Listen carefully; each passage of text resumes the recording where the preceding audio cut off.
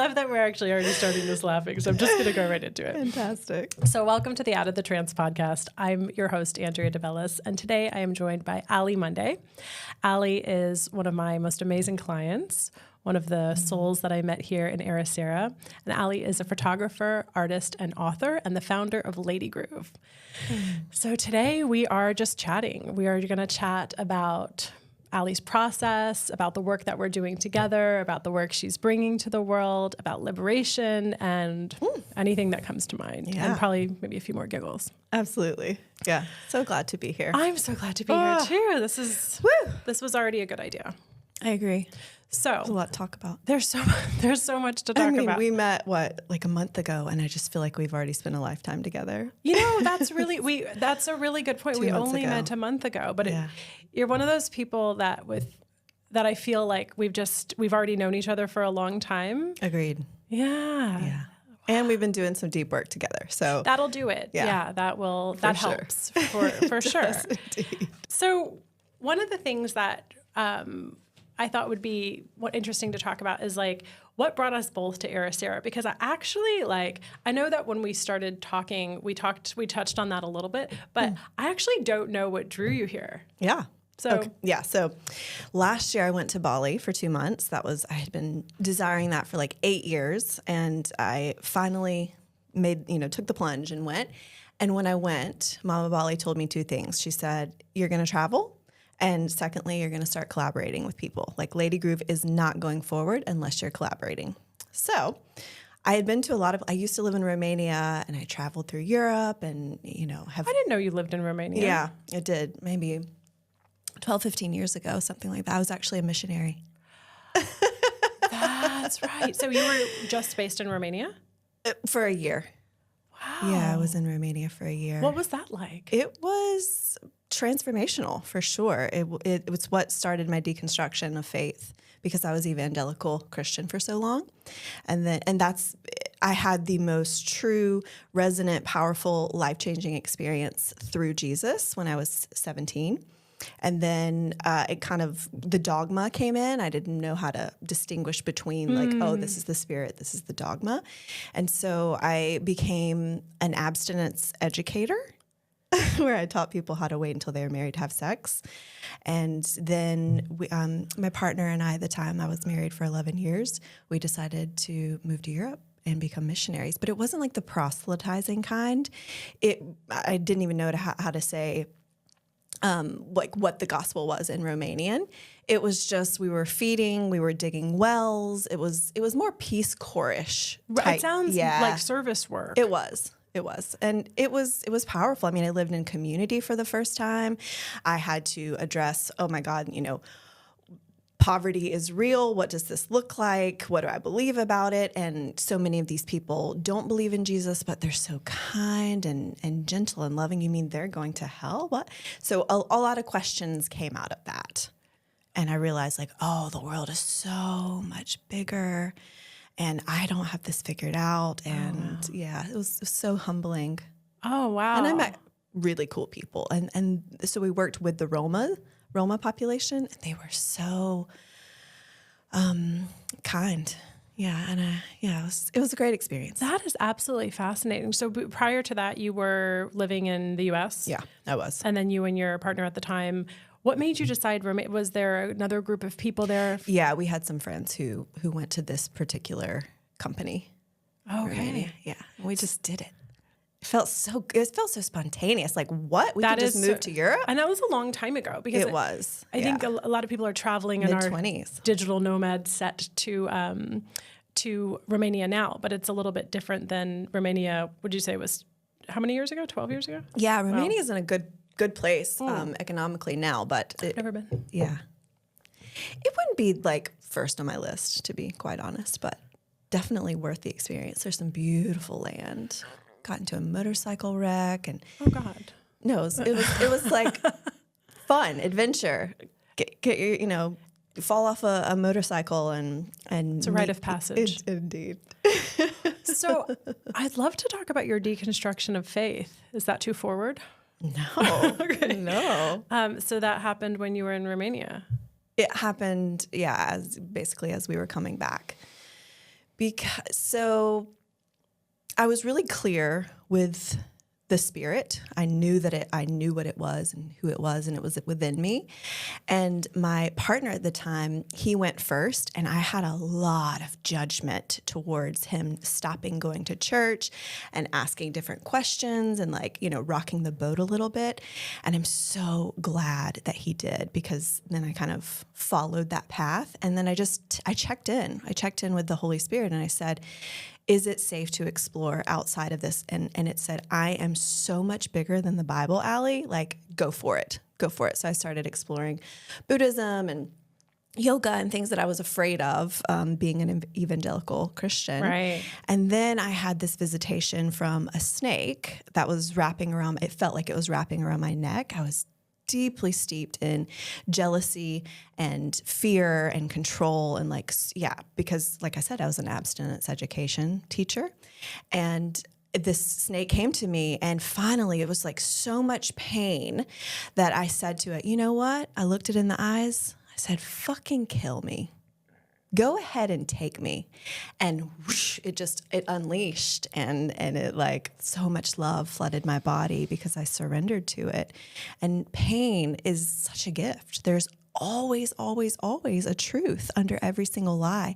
And our pain can be alchemized into pleasure, Especially when we stay with it, right? There's so many ways to kind of escape it or move away from it, but it's in those really early stages of staying with it that alchemizes it. Mm-hmm. And what you just described was just such an amazing symbol of facing your fear, a very visual symbol as well. Yeah. I mean, as visual as the symbology gets of the snake and saying, fucking kill me, and then surrendering to that, and then finding. And it was hot too. It was erotic. There is so much eroticism inside of our pain, inside of our fear, because it's alive. You know what I'm saying? It's present. It's true, and that's what awakens us. But when we avoid it, then there's numbness, there's deadness, there's boredom, and yeah.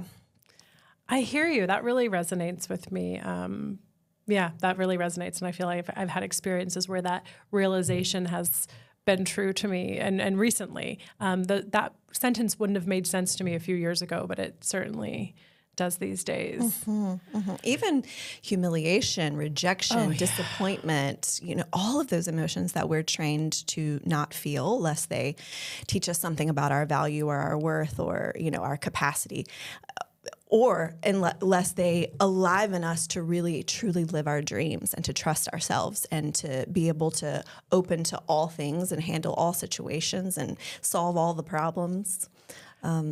Yeah, you mentioned humiliation, and that's a good one. It's a really good one. So one of the things that I've realized, just through my hypnotherapy education is, we talk a lot about fear. A lot of people come to hypnotherapy for fear. Mm-hmm. And one of the greatest fears, or one of the most common fears that people have, is public speaking, which is rooted in the wider fear, which is public humiliation. Mm-hmm. And, with shadow work and hypnotherapy, you realize that so much of our personalities and our ego gets formed around what we deem unacceptable so that we don't become humiliated. Mm-hmm.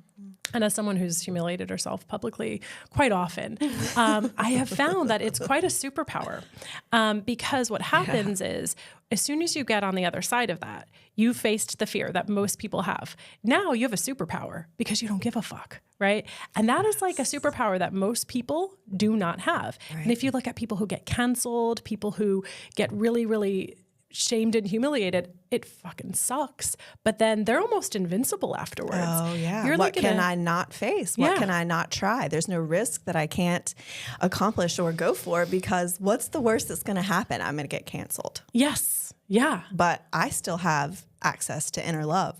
I still have access to who I am.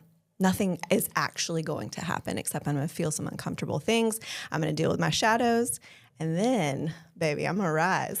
That's right, and it connects you with an inner strength, because often it can be a way that in a public situation, the fear is very real because it's evolutionary, right? If we left the group or if the group shunned us, we wouldn't be able to survive, right? So it's a very, very visceral fear. But also a lot of times, people will distance themselves from you, or things will happen where, you actually do have to find your inner strength. And I think that when you do that, it's one of the most powerful gifts that never feels like a gift when it's happening. No. But I think it's an interesting topic, and I like that you brought it up because I found it to be a very powerful gift many times. Yes. Well, I learned about it too when I was really diving into existential kink.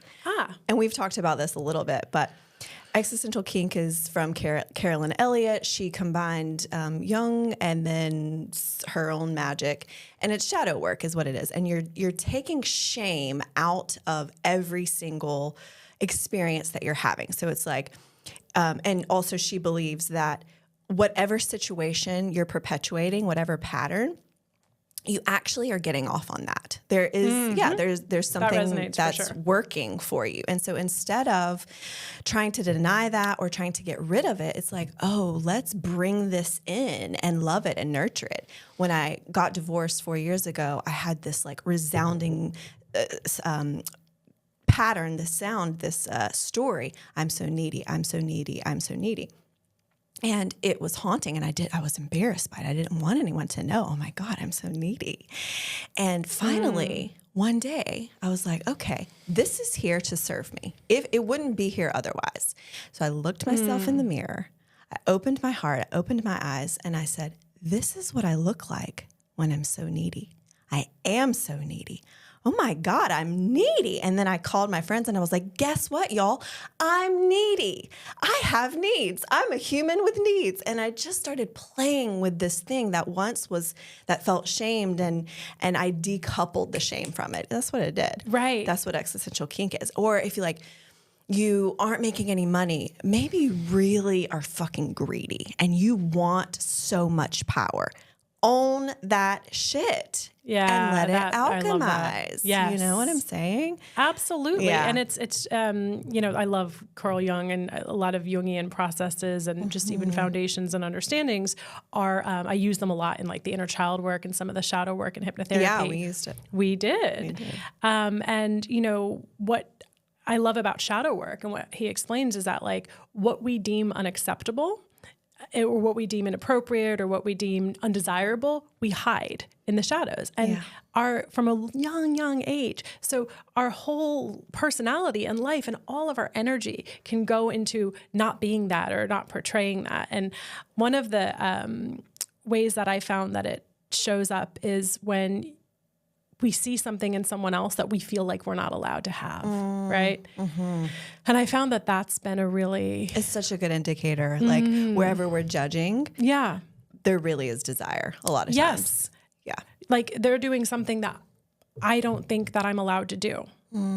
Right. Mm-hmm. If we really go back into it consciously, because typically it's unconscious when we're judging something, it's like, no, I don't think I'm allowed to do that. And they're doing it anyway. Mm-hmm. So I have found that to be a really powerful way it's not always the reason, but it's sometimes the reason. Well, okay. So I'd love to tell one of my most societal, oh my God, I can't believe she's going to tell this story. And I'd love to tell that story. I would love to hear that story. Okay. So when I was 19, I was raped, and that was 21 years ago. I've done a lot of work around. I'm sorry. Thank you. And I can say that with an open heart, and I can have compassion for that place. And it was one of the greatest places of empowerment for me to go into that place, into realizing that I'm not separate from him. So yes, I went through the whole process of like, oh, I was a victim. I truly was. And this experience happened to me. And these are the beliefs that I formed. And this was my responsibility in it. And this was his responsibility in it. And then I realized that I was getting off on this state of victimhood. Okay. So it was serving me for a while. I needed to go through that process. And then I needed to reclaim my power. And I did that through, people call it sex magic. Some people do it also through existential kink. But what happened was I was going through this, I was self-pleasuring. And I realized like, oh, this shame was coming up. And instead of avoiding that shame, I was like, okay, I'm going to tap into this place. This is feeling good to me. I'm actually going to pleasurize this shame. And so when I did that and I stopped avoiding the feeling of it while releasing lots of chemicals, dopamine, serotonin, all the oxytocin into the body, the vision of him came to me. And it was like we were in that situation again. He was on top of me. And in that moment, I made choice. And this is what it is all about, the ability to have choice. I made the choice. Yes, you can take me. Yes, I feel your power. Yes, I feel your pain and your inability to know how to get what you want. And I'm going to be okay. And I surrender to this experience. And it was just like, whoa, all this love came in and I was free because they had made that choice and he no longer bound me. Wow. Really, that's really a very, very powerful and when it first very courageous thing that you. Thank you. Yeah. But that is now my dharma it's sexuality and eros and reconnection and reclamation and all these things. They led me to this place, and it is my greatest joy to share with other people because we aren't disabled by events in our life. I love that you said that, and I want to just thank you for sharing that story because I think that it would be so powerful for so many people and even for me. So thank you so much for sharing that. Yeah. And the idea that we are not disabled. I like that Nicole Dedon. Yeah, she's a radical devotee of the feminine energy, and she's a philosopher. And I really like her. She was canceled. She started One Taste, which is it's this whole movement around sexuality and reclaiming sexuality. But I have never been a part of it. I have friends who are a part of it who still to this day are like, yeah, I gave her my money and she changed my life completely. But I like that I like the black sheep of it and that she has dealt with that. She came from connecting Buddhism and the monastic lifestyle, Zen, I think some Hermeticism, and then, she also brought in Eros. Oh, wow. I would, I'll definitely have to check her work out because that sounds... Love what she's doing and the movement that she's doing. All about love, all about Eros. She says that Eros is that which connects. Just a very simple definition, that which connects. So sexuality is an extension of Eros, but it's so much more. And that's what you're doing too. The liberation is you're reconnecting people to their brain, their heart, their truth. Yeah, thank you. Yes. And, the not being disabled by something that happens to you and then also stepping out of victimhood into the cause side of life. And that is where I would like to take people is onto the cause side. And that resonates so much with me. And as your story as well, I had a sexual assault when I was a teenager. And instead of dealing with it in any sort of conscious way, the one thing I said is, this isn't going to be my story. I lived in a small town in Texas, which became a much bigger town now. But, if I stayed there, that story would have been written for me. And the only thing I knew was this isn't going to be the story of my life. I'm not going to be the story that this created for me. No. And that has driven me forward. And I can look back on it now as probably the best thing that's ever happened to me. Yeah. The hardest thing for sure, but the best thing because it gave me the life that I have now. It also gave me the inner authority that I have now. And it gave me the ability to step into that cause side of life. And, even during, when we were talking about going into the pain and finding eroticism, I found during the pandemic days, I was stuck in Australia and I was having this major cognitive dissonance, this sort of awakening to how the world works and everything. And I was angry. And that was always my go-to. It's an easier emotion for me was finding the anger because there was more power in it, right? Than being sad. I was I love anger. Yeah, I love it too. So, and I found and I at the time, I switched into a little bit of like, I felt stuck. I mean, I was technically stuck. I couldn't go anywhere. Like, in Australia. Yeah. Physically. And I don't, and it's funny how the universe does set up circumstances like that so that we can traverse those emotions. And I mean, I think it set it up for everybody. Everybody went through what they needed to go through. They did. And for me, it was like, I always had a way, like I always like was able to be like, this isn't working. I'm going over here. This isn't working, And during that time, I was just so angry. And I realized that there's a little bit of me that gets a lot of pleasure in that anger and that like revolutionary thing. And I was like, yeah, I'm practically like getting off on this. So I'm going to keep a little of it. I'm going to stay a little bit angry. Like when my boundaries are crossed, I'm going to just stay there with it. And yeah, there was just a realization of like, actually, I like to be a little bit angry, and that's okay. Freedom to admit that. And then it can do its work. And what that's done is it's taken me to be like, actually, I look at things where boundaries are crossed for me, other people, and I'm like, no, that's not okay. And I like going into that versus avoiding that. So that's what I like about it. I mean, I don't like staying in anger. I don't think staying in anger is healthy for us as an individual, right? But I like not being afraid to be angry, not being ashamed of being angry, because often, especially as women, we are taught to shame anger, right? Yeah. You never want to be the bitter, angry woman. It's so unbecoming. But I say be the bitch, just let it out, feel it, scream it, hit it. In safe containers. In a container, safe container, exactly.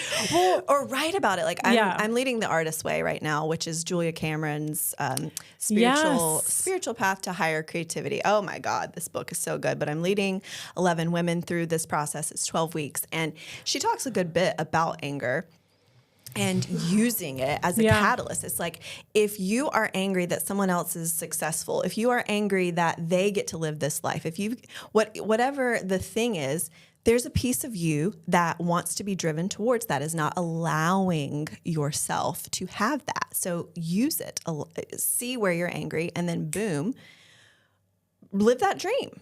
Make action.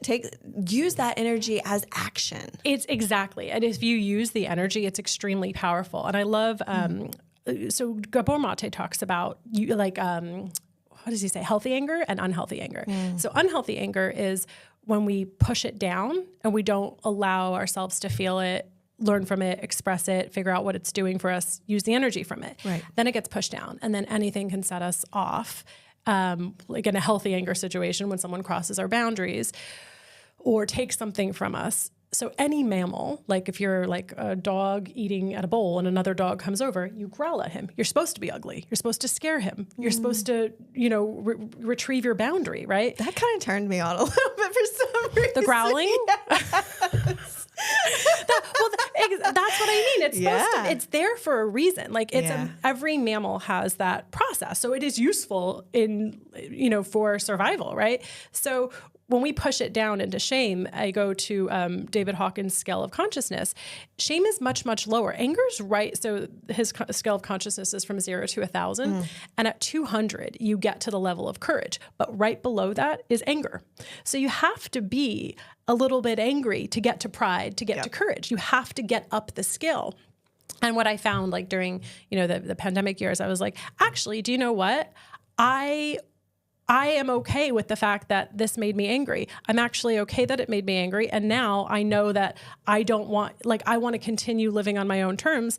I like that this involves something, touching a boundary for me or touching a spot that allows me to say, no, I want more sovereignty and more authority in my life. And this is a good reminder. Now I'm certainly not living in anger. I'm living more intentionally because of it. Back. Yeah. I was doing myofascial release last year, and the guy got to my foot and he was just holding my foot, and he was trained in jiu-jitsu and he was very strong, and I knew that he could handle this, but he got to my foot and I said, and he knew that something was shifting. And I said, Damon, I want to kick the shit out of your face right now. Oh. And he said, go ahead and do it.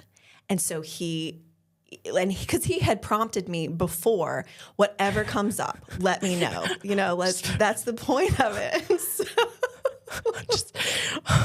I I didn't actually kick him in the face because he was holding my hand, but I began just like thrusting my foot on the massage table and he was holding it. And then boom, what happened? Tears, crying, wow. release, because it's in our body. You honored and he did too. He did. He was so able to hold everything that I brought to him. What an incredible therapist, because how great. Many people would be able to hold the capacity to be like, okay, yes, Well, he knew it wasn't personal, and exactly. that was the whole. And that's the whole point is allowing it to release from the tissues. Yeah, and incredible to find a massage therapist or any sort of therapist who can hold the space for you like that, right?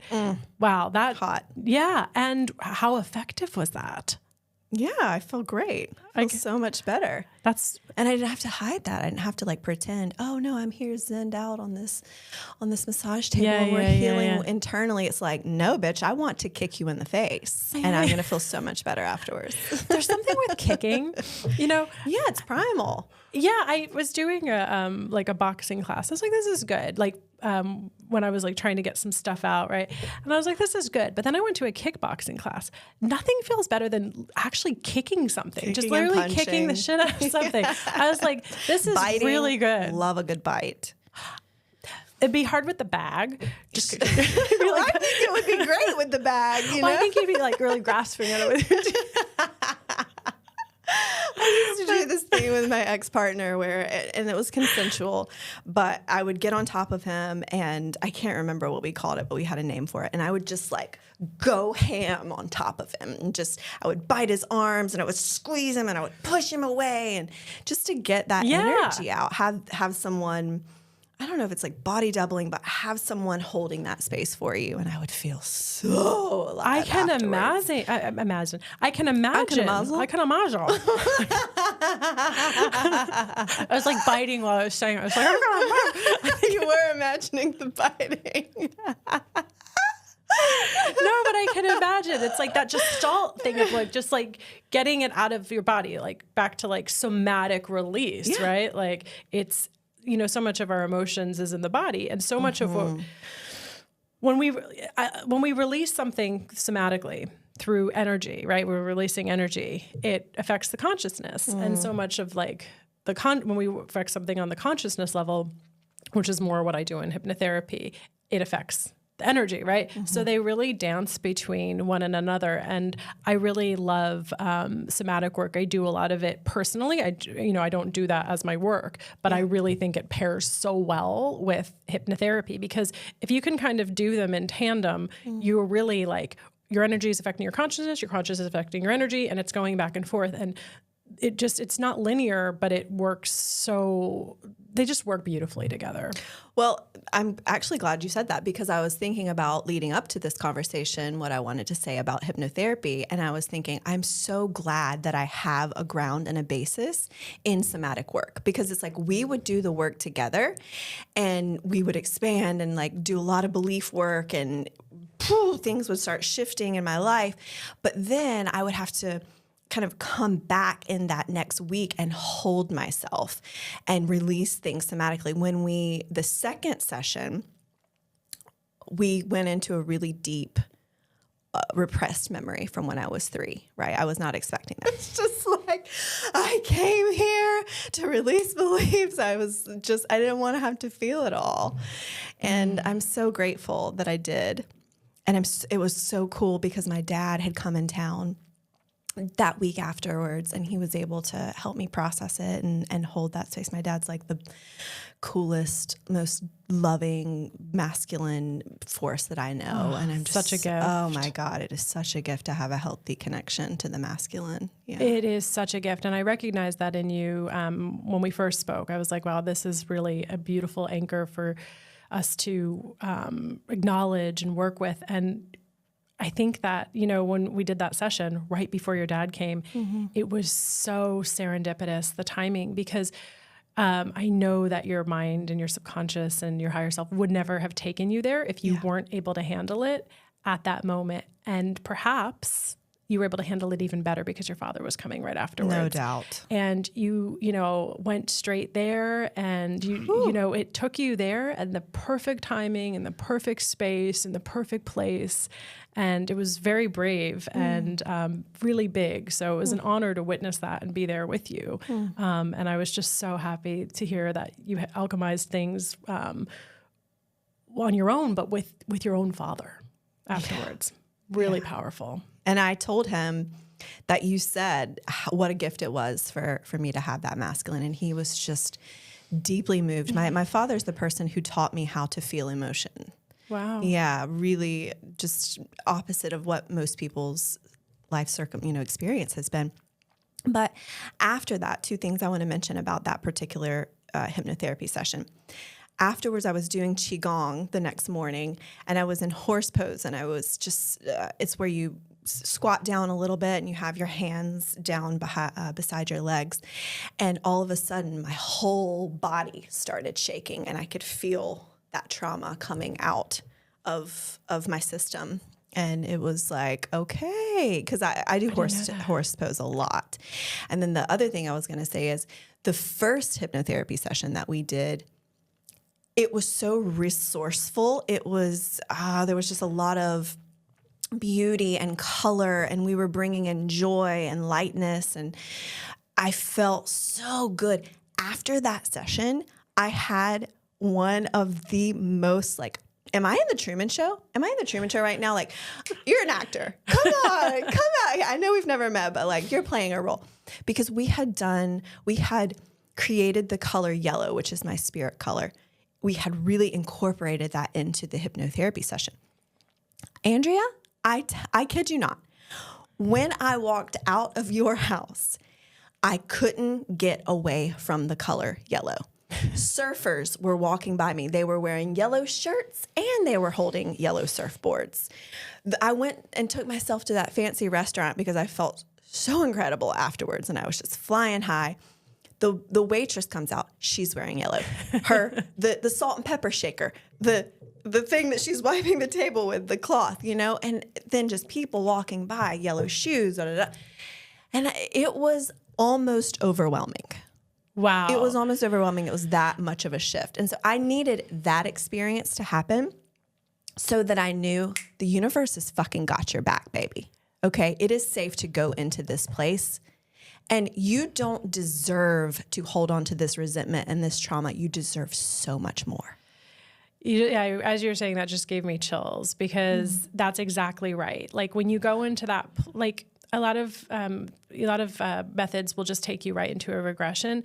I love that resource place where you're just, you first of all, you feel that trust, and then it allows your energy to take you where you need to go. Exactly. It felt more organic. Yeah. And I love that you experienced that as the trust in the universe, as the proof that it was safe, and as the proof of this feels so good. I get to feel this more of the time. I don't need something that's in the way of that. No. So how have you been feeling since then? We've done a couple more sessions and we're still in the process. And I know so much is unfolding for you with your work and in life. So yeah, that was at the beginning of our work together. How are things going for you now? What's been opening up for you lately? Well, I think that the two biggest belief systems that we addressed was shame, releasing that shame. It's my fault. That was a belief system that I had. This is my fault. And also because I had a lot of religious shame and had this different, this view of God as a parental figure or a political figure or something like that. Just a small portion of me did. I believed that God didn't want my dreams to come true and that God was punishing me, holding me back from these things that wanted me. I was different than other people, different than other women. I was different from people who had money. Yeah, that kind of thing. So it's like these little tendrils from those beliefs now are starting to release. And things are happening in my life. Wow, how freeing. Yes, things are happening in my life. That's incredible. That is a desired outcome. But I have deeper peace. That's that satiation, the satisfaction that you find within, because those beliefs aren't there anymore. And I have less of the place in me that's fighting against what I really want and what I know is true. Because that takes so much of our energy. So right. much. It's that internal conflict and fighting and trying not to, it just takes so much energy. So when we can actually like rest into Let the ego go. Yeah. Yes. And I've experienced that. And it's, and I still experience it, right? Because there's always something else I find. And of course. Yeah. But it really. Perfect with room to grow. Yeah, I love that. That's Nicole Daydon. I love this chick. I got to talk to her if you get her on the podcast. Ooh. But how? Why was she was canceled from?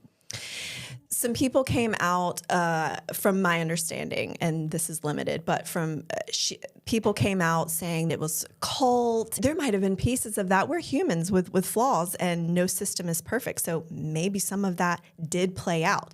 And my whole body aligns when I hear from her. And so I'm going with it. Exactly. And also sometimes I'm just not into cancel. I'm not into cancel culture. It's not great for our culture. It doesn't allow for greater compassion, for questions to be asked, for nuance, for, all podcast these conversations. Yes. When you're talking to somebody who's like always afraid they're going to get like canceled for what they're saying, it's like, you can't have a conversation. No, it's really difficult. Stifles the flow. Yeah, because I like that fear. we're not doing any of that here. But I also think the word cult is one of those like buzz cancel words that's like, oh, it's a cult, or oh, it's this. It's like, and then immediately it turns our brain off to what it could be, right? So, especially in like this, something that's more spiritual or more like. Even like sexuality, right? That's so easy to be like, oh, it's sex, it's a cult. I mean, it really goes back to sort of like, they're you bring heretic. sexuality into it, and there are just so many automatic presumptions of and it runs very is. deep, and it's very easy to turn someone off by using those sort of words and just be like, oh, they're in that camp, and then it blocks. There's power there. Yeah, there's a lot of power there. There's wisdom. There's connection, there's satisfaction, there is like what we're creating worlds out of. Which goes back to how it was used, how like cancel culture used to be like in the churches. It was heresy. That person's a heretic. That person's a witch, right? Yeah, so I thought I was going to hell. That's why I didn't deconstruct for so long. I'm going to burn and rot and be punished forever if I think differently, if I ask questions. What? And that's the problem with external religion, right? It separates you from the truth. I mean, I'm sure people can get something out of it. But you were raised in the Deep South, is that right? My parents actually met in a cult. Oh, like a Christian cult. Yeah, where the husband was the head of the household, and then they had shepherds above them.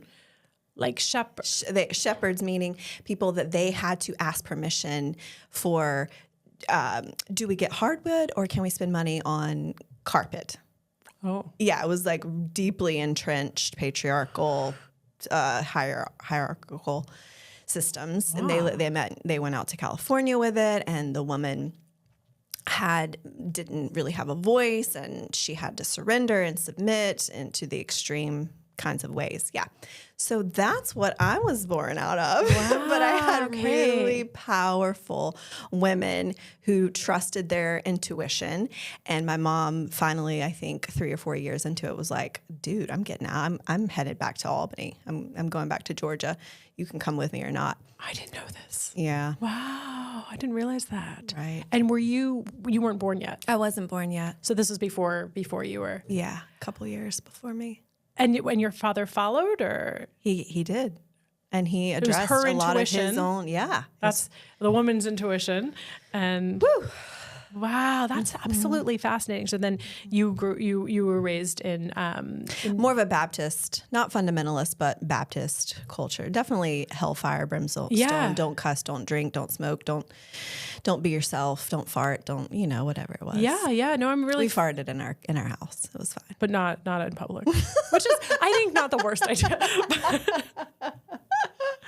No, I haven't heard much of the farting doctrine, but I just made it up. I like to talk about farts.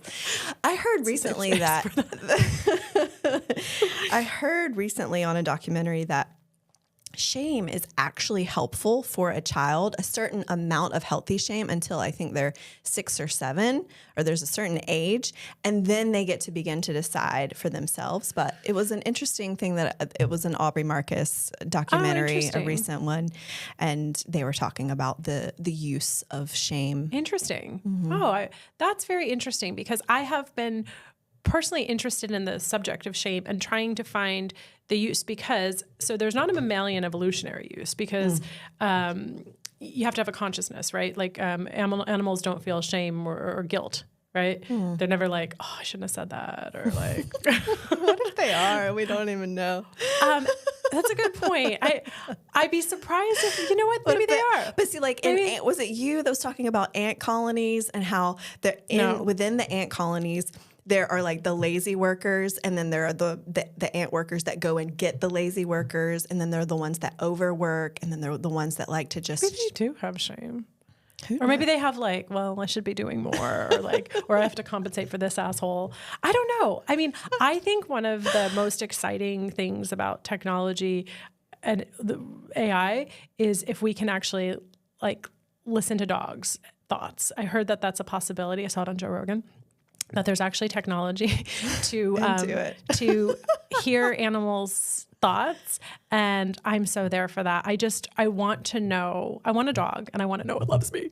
Of course, and of course, I think that they do. Cats, I'm not convinced. Oh, I'm such a cat person. Are you? Yeah, I am definitely feline. My mom has a lot of them. A lot of cats. I'm allergic, so I've never really gotten close with them. They're different. They're totally different. They're definitely. It's a different flow. They're very independent. Mm-hmm. I like a dog, a golden retriever specifically. I like it to be obvious affection. Actually, right near the studio, there's when I walk out, there's these 2 brothers that are golden retrievers that are in this backyard, and they're so freaking cute that before I knew it, I had opened this backyard and I was in there like playing with them. And the out of the body. Owner came, I was like out of body. I was like, how did I get here? You had like renamed them and I was like rolling around with them. The owner was so nice. She came out. She's like, it's okay, it happens. I was like, I'm sorry, I don't even know how I got here.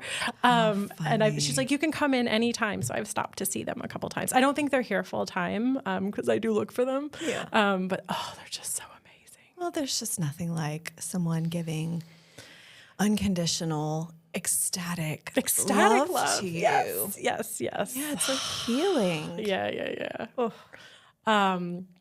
But we were talking about shame. Back to shame. Nah, I'm done with shame. I don't remember what we were talking about, but I could stick on golden retrievers all day. But we can move on just for the sake of the conversation. I can tell you about the shame that women release in Ladygroove.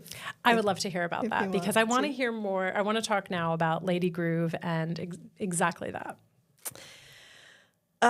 My heart.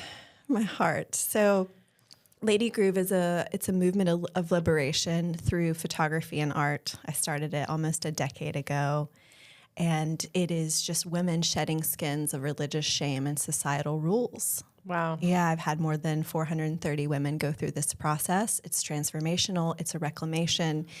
It is playful. It is, when we're in fight or flight and we're in this like serious, safe survival, trying to get safe and survival mode, we can't play. But when we play, we actually heal our trauma. I think it's like 4 times faster when we can do it in a state of play. Wow. Yeah.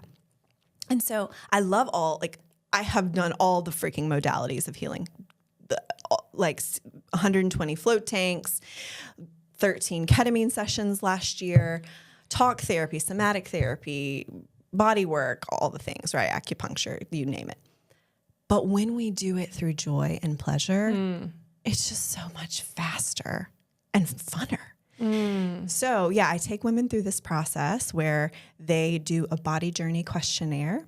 They're filling out, how do you want to feel during the shoot? What do you believe about your body? What has society said about your body? And I love those questions. Yeah, man. A lot of times when people fill it out, they're like, oh, I wouldn't have even thought about these particular things and how it might be keeping me from other things in my life or keeping me from greater, like showing up more authentically in intimate relationships or following my dreams. So I take them through that process, and then they create a Pinterest board so that we can visually get on the same page. They make a playlist, like a really fun. I love that. There's music. Of course. There's got to be music. And their own playlist. Their own. Right. So they're deciding how they want to move through this. Yeah. And then we get on a Zoom call and we collaborate. I'll do a meditation with them. We'll talk to their higher self. How do you want to feel? What do you want it to look like? And boom, they show me what they want. And then I get to elevate what those images look like and give them more ideas. I freaking love that. I say, it's me, you, and the mystery. The goddess is always there. She comes in, she leads us, and she takes us specifically to the places that you need. And we visually show that That's incredible. Through art. Oh, I love that. It's so fun. And I've seen some of the photos. They're absolutely incredible. Thank you. But it's the whole experience you create. It's really a healing process and healing container experience that you have with someone. It's right. Well, and day of, there is a 30-minute body blessing and ceremony where we are actually rewriting their beliefs about their body. I'm laying hands on them. I bring in different elements. I did a little 5, 4, 3, 2, 1 to take people deeper from doing hypnotherapy with you. Like I incorporated that into there's wind chimes. Teach you some introductions. Yeah, teach me all the things. Teach me all the things.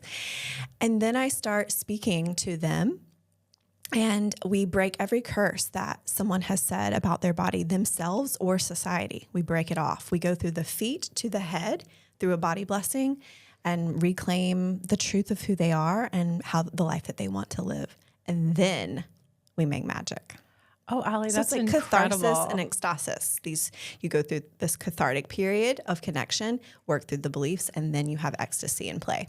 Oh, that's absolutely incredible. And the photos that you're doing here in Ericeira, is that what brought you here? Was like the backdrop of Ericeira, or? It didn't hurt, but I do both in studio and outdoor. Yeah, I do both. So either works. Sometimes people feel a little bit more contained and safe when In there's the not studio. the variables of other people. But do you do them outside as well? I do, but the majority of my career has been done in studio. Okay. Yeah, Wow. so this is sort of a new, I really like the idea of using nature and connecting with it. People feel safe. They feel free. They feel, the free radicals are less because they're grounding, they're connecting to earth so that they can open more. But you use a lot of props as well, because I've seen the coolest. Your work is just so incredible. Thank you. Yeah, no, it's really amazing. And what sort of experiences are you doing now? I know you're doing some retreats, right? I am. There's just nothing like retreat. There's exponential growth. You connect with women on like a bonding that you wouldn't get elsewhere. So can you imagine just like coming into these retreats with all these women who are also in a state of yes, a state of possibility, a state of fuck yes, I can do this and I want this. And they have open hearts. We're drenching your body in nurturing and luxury and acupuncture. We're taking you through this powerful transformative experience. And then capturing it. And you're taking pictures. Right. Yes. I'm going to be photographing faces before they go through their medicine journey. Oh, I love that. And then after as well. And we'll do the Ladygroove experience.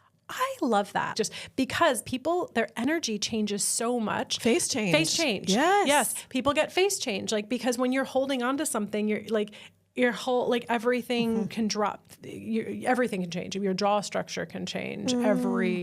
The eyes. So I think that's amazing. Oh, God. Well, you told me in one of our hypnotherapy sessions, you were like, you have major face change. Yes. And I could feel it. Yeah, and I could see it. And I could see it in, sometimes different, like you'd come to the session and then leave looking completely different. Yeah. Yeah. I call it face change completely. for lack of a better, I think it's a better great name. Yeah. It's very practical. Yeah. Just face changes. It's called face change. You changed your face. Clearly communicated. We don't need it to be fancy.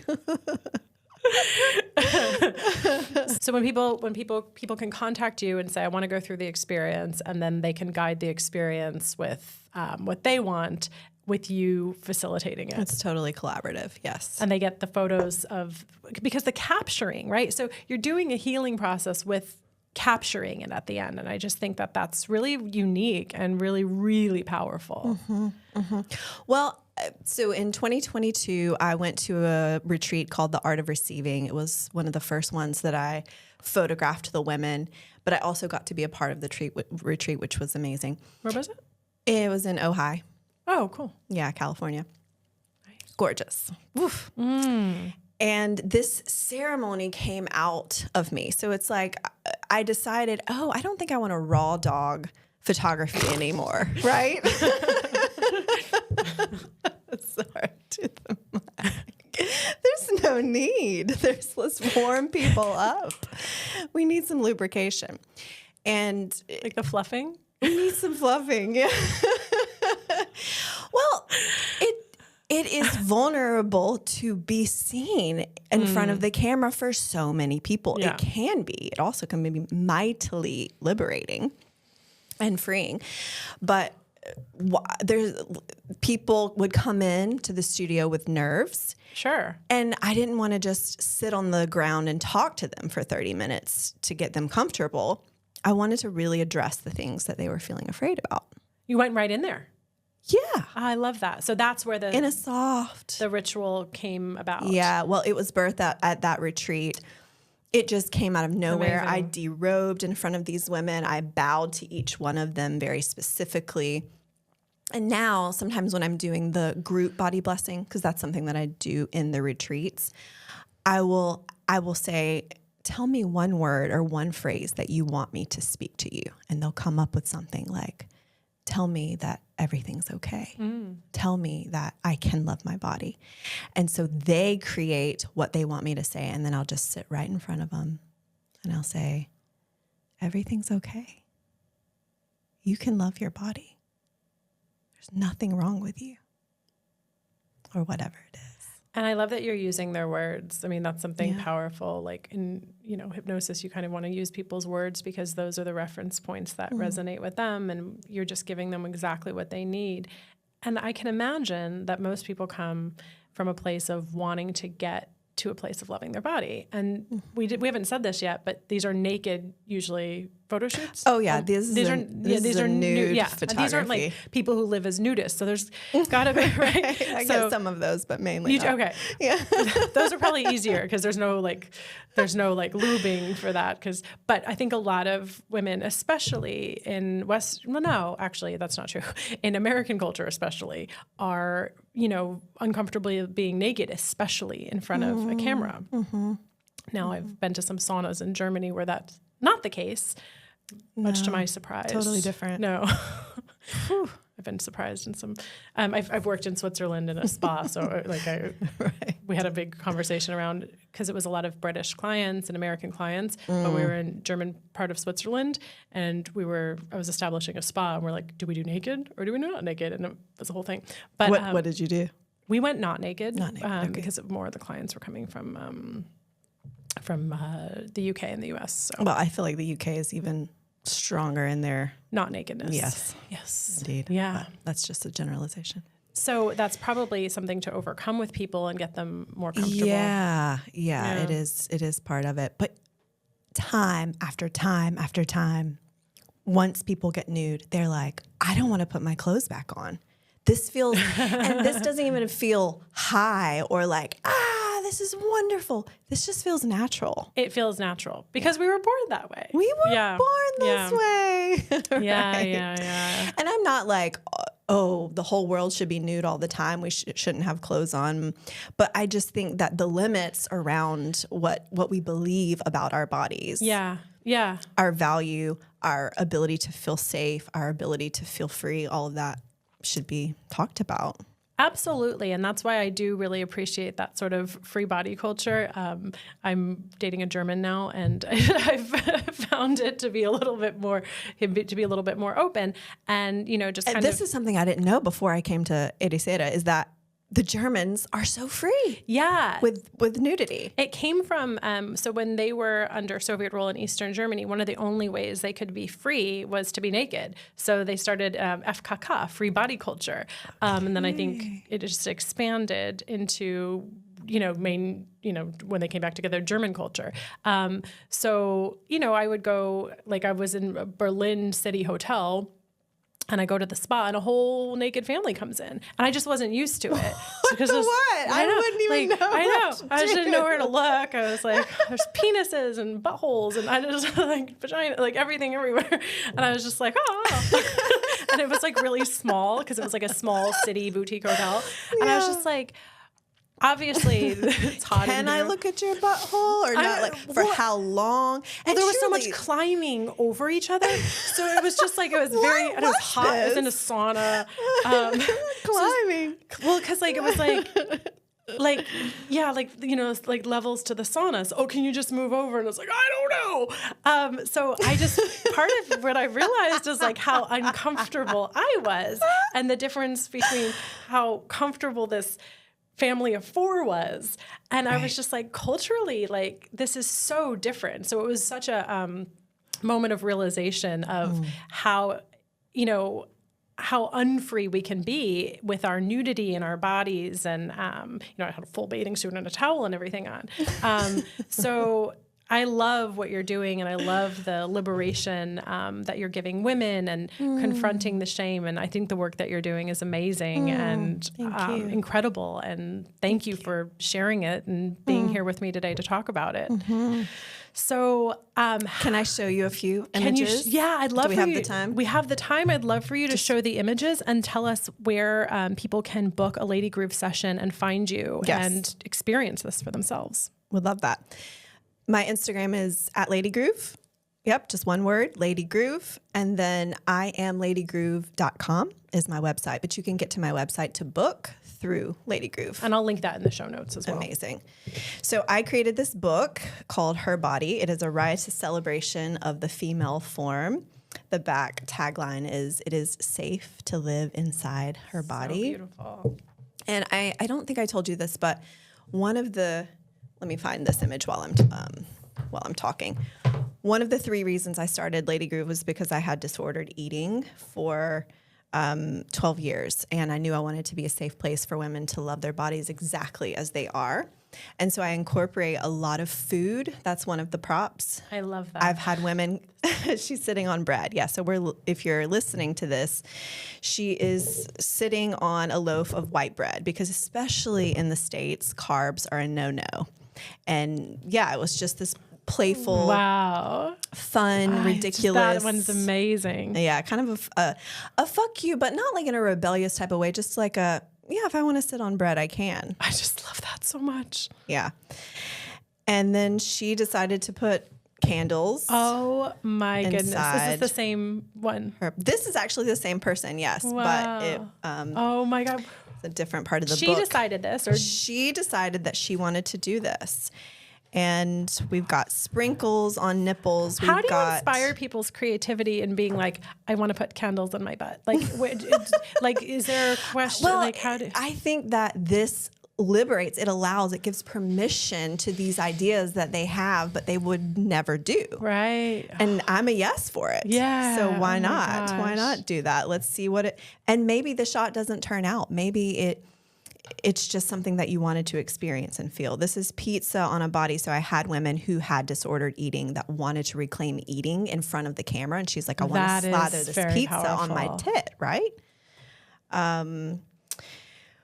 I have words in here as well. Shakes, moans, writhes, contorts, because again, a lot of these women came from religious shame and felt stuck and small and didn't want to make a peep. I have some self-portraits in here that kind of do a nod to BDSM.